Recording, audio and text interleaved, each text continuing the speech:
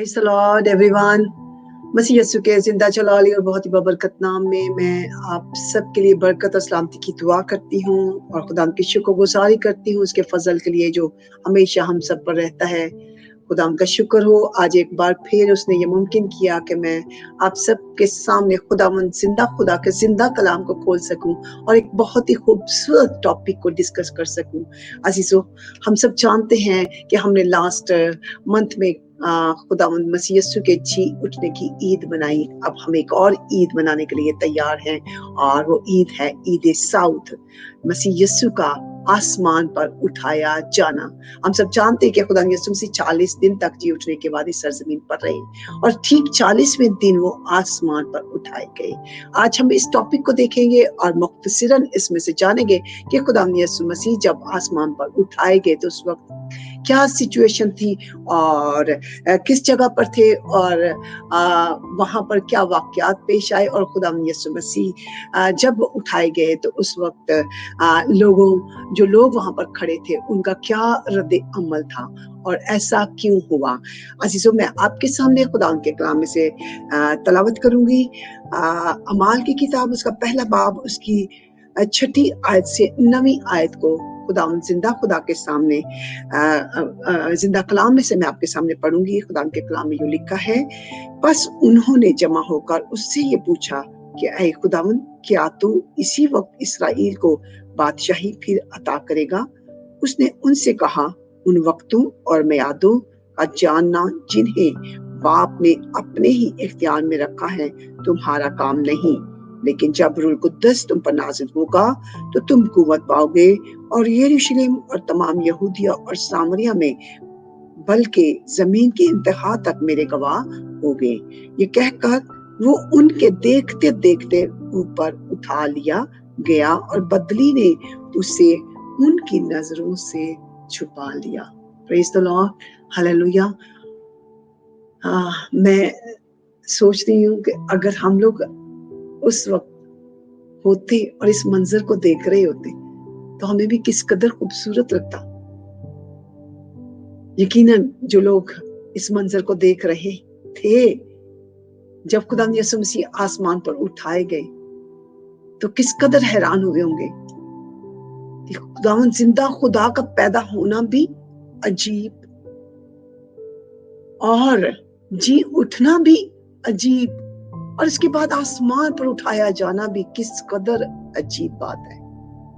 Hallelujah. ये है हमारा जिंदा खुदावंद यीशु मसीह और खुदावंद बाप ने उसे 40 दिन यहाँ पर रहने के बाद अपनी पाक मर्जी से ऊपर उठाया।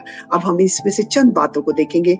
अजीजों, हम देखते हैं कि यहाँ इस रेफरेंस में जो कि soon after means the gospels book of act में इसका वाक्या दर्ज है। खुदा यीशु मसीह जब ऊपर उठाए गए तो उनके साथ बहुत से लोग खड़े हैं और खुदा यीशु मसीह ही से गुफ्तगू कर रहे हैं और पूछ रहे हैं। और पूछ क्या रहे हैं कि खुदा, क्या तू इसी वक्त इसराइल को बादशाही फिर अता करेगा? वो गुफ्तगू कर रहे हैं खुदा यीशु मसीह से और उस इकरार कर रहे हैं कि वो बादशाही अता करने का मालिक है, इख्तियार रखता है।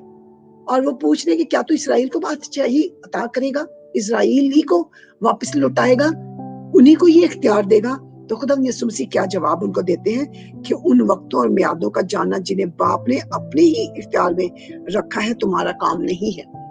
ये बात उन्होंने उन लोगों को तंबीहतन कही, नसीहत की कि why you are worried, why you are asking, this is not for you to ask and it is not for you to know, it is only God the heavenly Father knows। और यहाँ तक उसने कहा कि वो तो सिर्फ खुदा बाप ही जानता है, बल्कि बेटा भी नहीं जानता। और आप क्यों इस क्वेश्चन को पूछ रहे हो?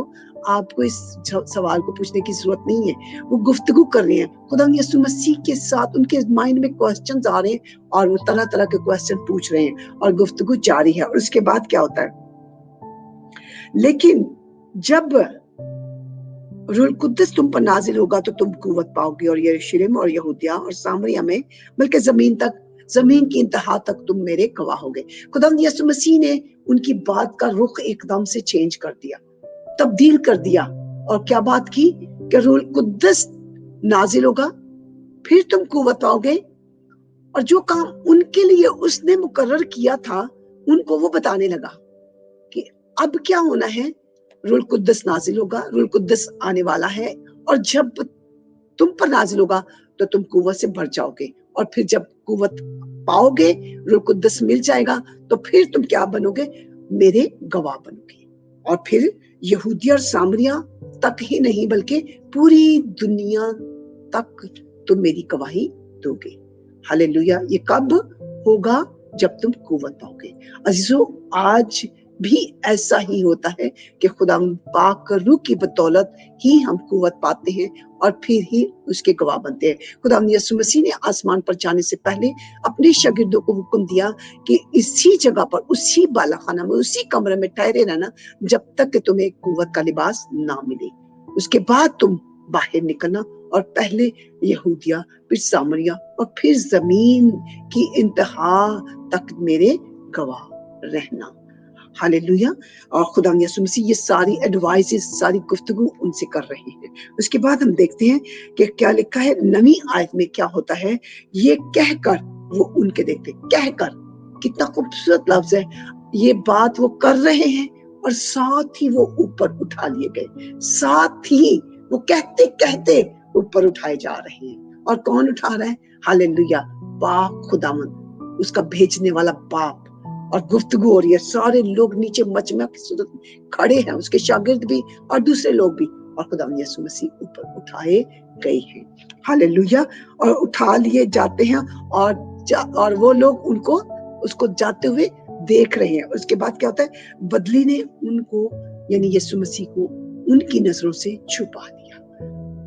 ऊपर जाते गए और फिर वो उनकी देखते ही देखते उनकी नजरों से ओझल हो गए, और वो अपने बाप के पास, आसमानी खुदा के पास, हेवनली फादर के पास, जहां से वो आए थे उसके पास वापस चले जाते हैं। ये खुदावंद यीशु मसीह का आसमान पर उठाया जाना था। कितना खूबसूरत, सबके देखते देखते उठाए गए। और कैसी खूबसूरत बात है कि वो ये बात कभी भूल सकते थे। यकीनन ये भी बहुत बड़ी गवाही बनी, और उन्होंने जाकर यकीनन सबको बताया। और आज ये देखते हैं, दर्ज है कि हम भी इसको पढ़ते हैं कि खुदा यीशु मसीह कैसे उठाए गए, और हमारा ईमान भी मजबूत होता है, और हम भी लोगों को ये गवाही देते हैं कि वो आसमान पर उठाए गए। उसके बाद जो नेक्स्ट बात मैं आपको बताने लगी हूँ कि खुदा 40 दिन के बाद ऊपर उठाए गए। और उसके बाद क्या हुआ, हालेलुया, ठीक 10 दिन के बाद पाक रूह आया। और नेक्स्ट जो बात मैं आपको बताना चाह रही हूँ 10वीं आयत में, और उसके जाते वक्त जब वो आसमान की तरफ से गौर से देख रहे थे, तो देखो 2 मर्द सफेद पोशाक पहने उनके पास आ खड़े हुए और कहने लगे, आए गलीली मर्दो, तुम क्यों खड़े आसमान की तरफ देखते हो? ये 2 मर्द कौन थे जो गुफ्तगू करने लगे उन लोगों से? आसमान पर खुदा यीशु मसीह चले गए हैं, और जमीन पर जो लोग बाकी हैं वो एक दूसरे को देख रहे हैं, और उनके दरमियान 2 शख्स आकर खड़े हो गए। ये वो फरिश्ते थे आसमान से जो भेजे गए थे खुदा यीशु मसीह की गवाही देने के लिए, और जिन्होंने आकर उनसे ये कहना शुरू किया, उनको बताने लगे कि ऐ गलील के लोगों, तुम क्यों यहाँ पर खड़े हो, आसमान की तरफ देख रहे हो? यही यीशु जो तुम्हारे पास से आसमान पर उठाया गया है, इसी तरह फिर आएगा। ये बात बताने के लिए खुदा बाप ने एक और गवाही कायम की और अपने फरिश्तों को उनके दरमियान भेजा, और उन्होंने ये गवाही दी। कौन सी गवाही थी? कि जिस तरह तुम इसको जाते हुए देख रहे हो, इसी तरह तुम वापस आते हुए भी यीशु मसीह को दोबारा देखोगे। हालेलुया।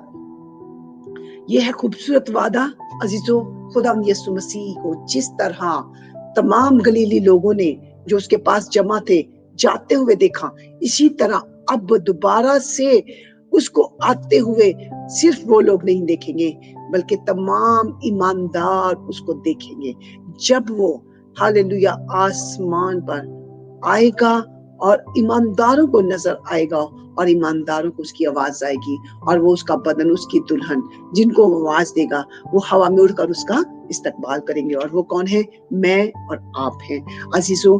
इसके बाद हम, हालेलुया, ये देखते हैं कि रूह कुद्दस ने शागिर्दों को तैयार किया, और शागिर्द उसके गवाह बने, और उन्होंने पूरी दुनिया में उसकी गवाही दी, अंजील की खुशखबरी के पैगाम को फैलाया, और बहुत जल्द, बहुत ही थोड़े वक्त में अंजील की खुशखबरी का पैगाम तमाम बड़े आज़मों में पहुंचा और मसीहत कायम हुई, कलीसियाएं बनी।